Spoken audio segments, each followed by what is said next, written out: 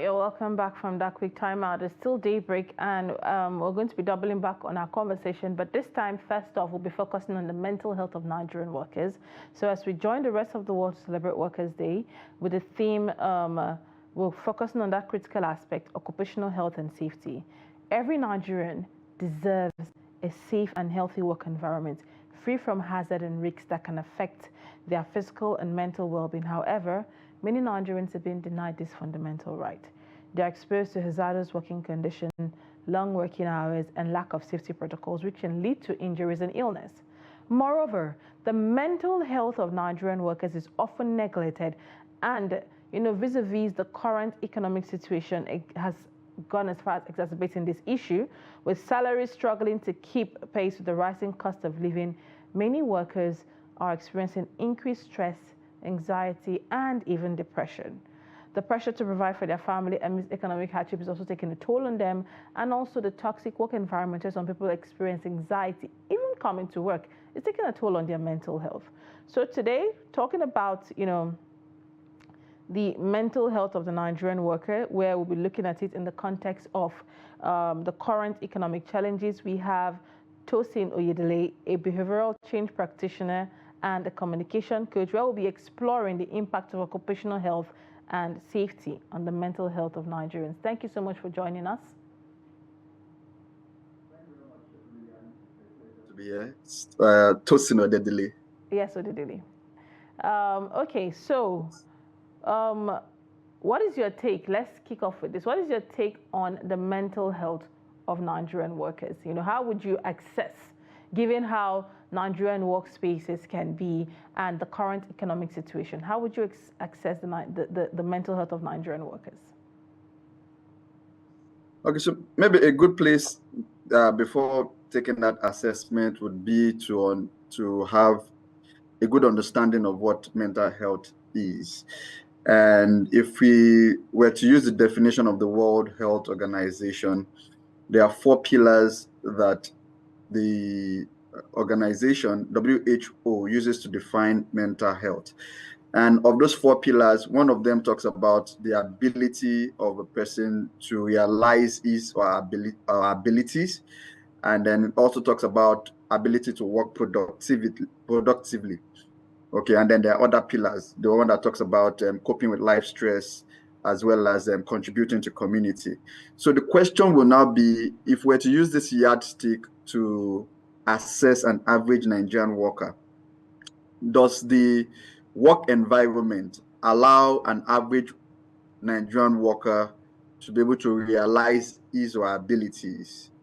Does the workplace environment for an average Nigerian allow him or her to be productive on a daily basis? Does the Nigerian workspace environment allow an average Nigerian worker to be able to cope with life stress or contribute to his or her community?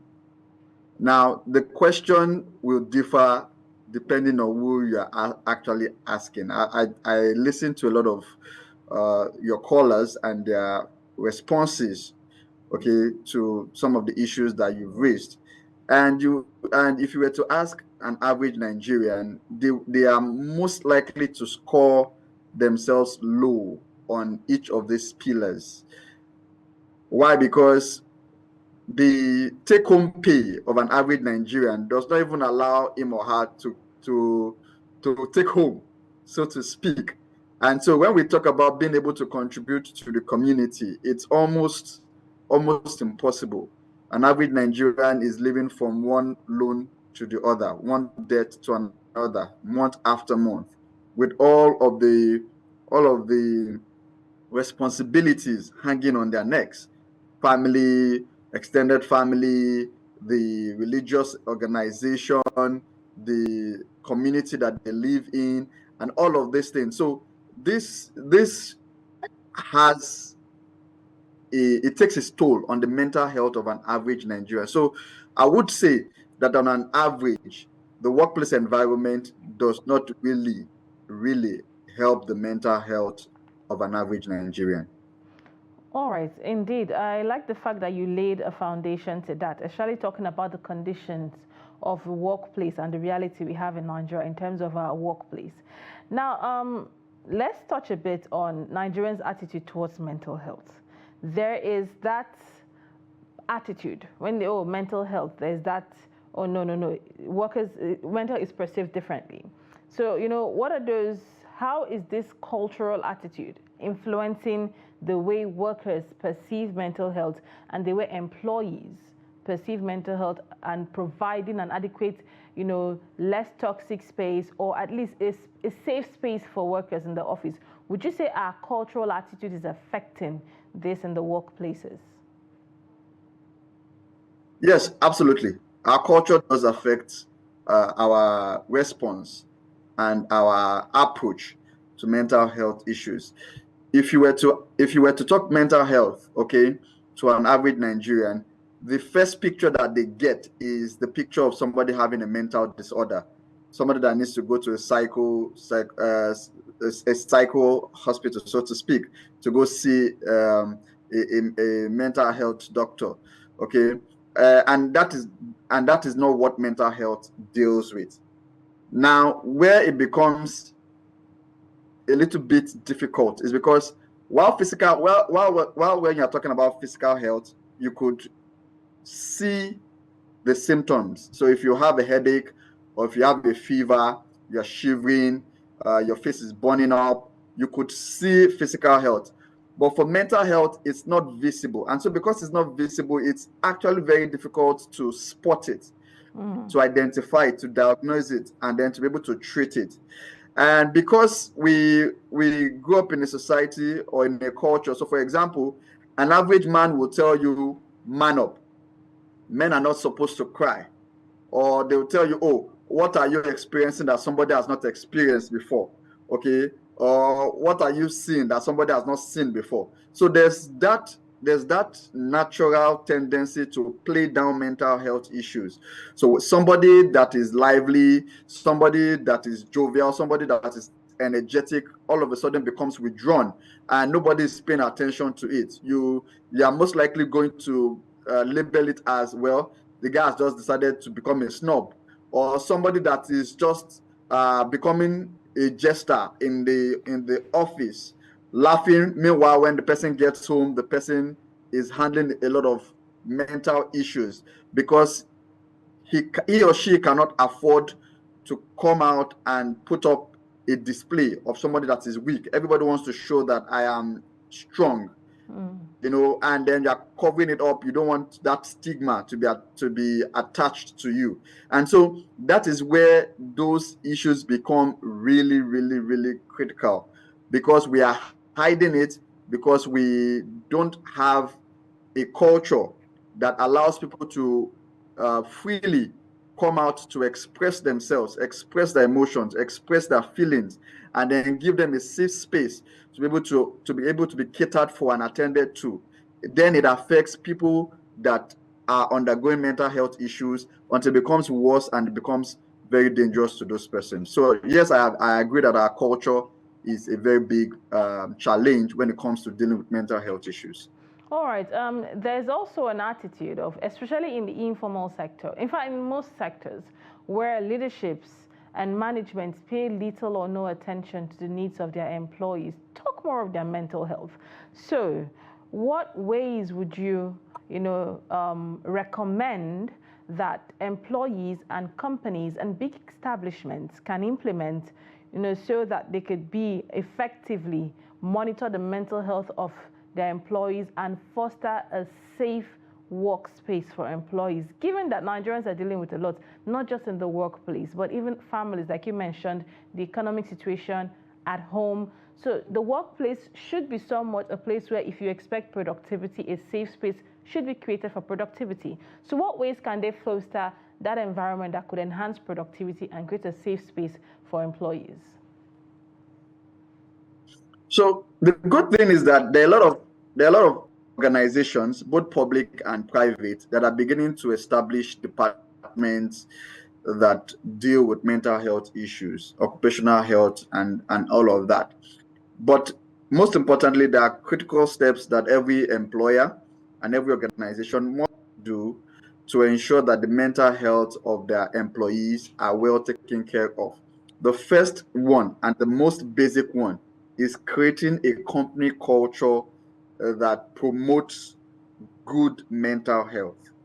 Okay, every organization must be intentional carving out that work environment, because for as long as people come into the workplace environment and they are having panic attacks, anxiety, fear, there's no way they can actually be productive. For as long as people come into the workplace not knowing what to expect and not knowing how long they're going to last, and not knowing when next or when next that who is the next person on the line to be fired or to be sanctioned, those kind of uncertainties create a toxic work environment for any employee. So organizations must be intentional about creating a workplace culture that guarantees productivity and the well-being, the mental well-being of the employees. Now, one way to also do that is having what we call the handbook. So the handbook basically tells you what is permitted and what is not permitted in the workplace, what is punishable and what is not punishable in the workplace. And that guidebook or that handbook is judiciously followed. One of the triggers or one of the factors or one of the causes of mental health is inequality. When inequality and unfairness, when people know that they are not going to be fairly treated, or people know that there are preferences when treating issues or treating people, or people know that they are not going to be rewarded for their effort, it creates that level of anxiety and mental health issues for employees. So it's a different thing to have a handbook. It's a different thing to have a process that ensures that that handbook is judiciously followed and applied in the workplace environment. Then the employer or the organization must ensure that they have a means or a process for people to, realize their abilities, put them in their areas of strength, and not just be victimizing them or putting them just because you want to put them in places that you feel that are available. So you need to be able to have a system that allows people to grow through the system. When they know that there's a ladder that they can climb up and get to the peak of their abilities or their careers, and if they follow through, they can actually achieve those things, then they know that they can settle in and they're working fine. So these are some of the things that employers and organizations can actually put in place. All right. Thank you very much, Coach Tosin Odedele there. Let's talk about personal interest. In as much as we're laying emphasis on employers, employees also have a certain level of toxicity when it comes to personal interest and office politicking. And for those innocent ones who don't know how to go about it, find themselves entangled in a toxic workspace that affects their mental health. So how can employees ensure that toxicity, personal growth, personal achievement, personal, can't find the right word for it just yet, but that, ambition by other employees do not create a toxic environment for their employees? Thank you very much for that question. So there's something that we need to be very, very factual about, and which we must accept. Every person has an ambition. At the end of every decision and at the end of every action, the question every employee is asking himself or herself is, what is it in it for me? What is in it for me? And it is what motivates every employee to either submit or to rebel against a system or against a decision or against a policy. Once I know that whatever is about to be applied does not favor me, then I'm going to try to protect my interest or protect myself. Or once what I can determine that this particular policy or action is going to favor me, I'll go 100% into it because I know there's something at the end of it for me. So everybody's asking the question, what is in it for me? And it is determining how they will apply themselves and to what extent they will apply themselves. Now, that brings us to the other point, that office politics or whatever name we want to call it. I like to call it office dynamics, is essential. You cannot rise to the top of your career without knowing how to play that game. It is something you must understand, and it's something that you need to know how to apply. And this is where emotional intelligence comes into play. The level of your emotional intelligence is what will determine how much you are able to play the office dynamics, mix into the office dynamics, is what determines how much you are going to be able to flow, or you are going to go against the tide of the office dynamics. So for employees, the only way you can come out on top of office dynamics or office politics or whatever nomenclature we want to call it is the level of your emotional intelligence. How much of interpersonal skills do you have?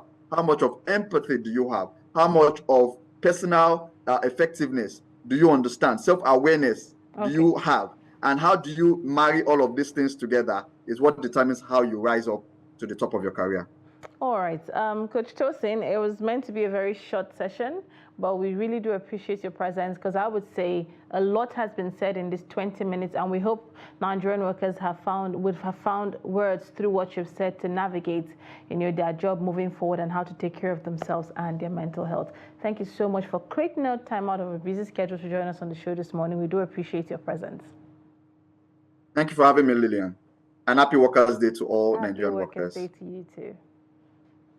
All right, that was Coach Tosin Odedele there, talking to us on mental health in Nigerian workplaces. I hope you picked one or two from that conversation. We'll be going on a quick break. Well, when we get back, we're still going to be talking about Workers' Day and the rights of workers. Do stay.